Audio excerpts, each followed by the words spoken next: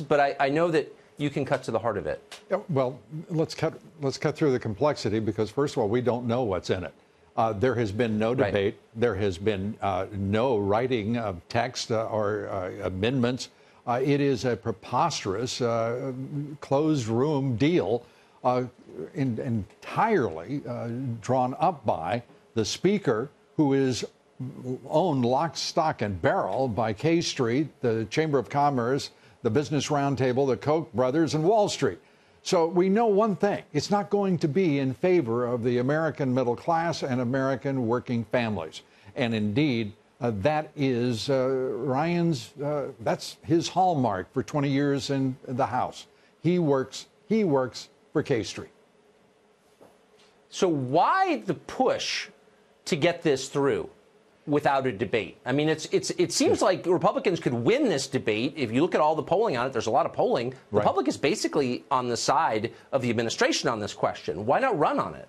As you have reported, you can slice and dice the demographics any way you want to, and more people are disgusted and appalled by the deleterious and negative impact of illegal immigration into this country, and that's just simply the straightforward facts.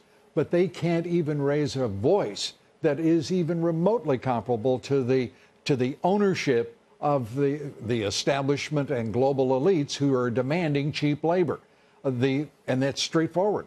It is their purpose to bring more immigration into this country and to preserve lower wages. Just as President Trump has wages rising, the middle class is now growing. It was stagnant and declining for 20 years until President Trump moved into the Oval Office.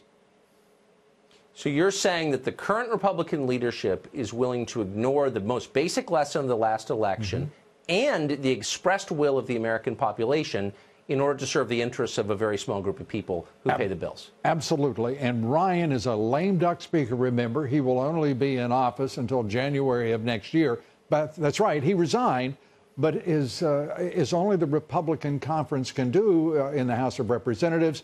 He is now enfranchised with the leadership of the conference and what will almost assuredly be a loss of 50 seats in the midterm elections as a result of moving into the amnesty abyss. The base will not stand for this for 1 minute, no matter how popular the president is, and he's wildly popular, and no matter the fictions that are spun up by Ryan and his so-called leadership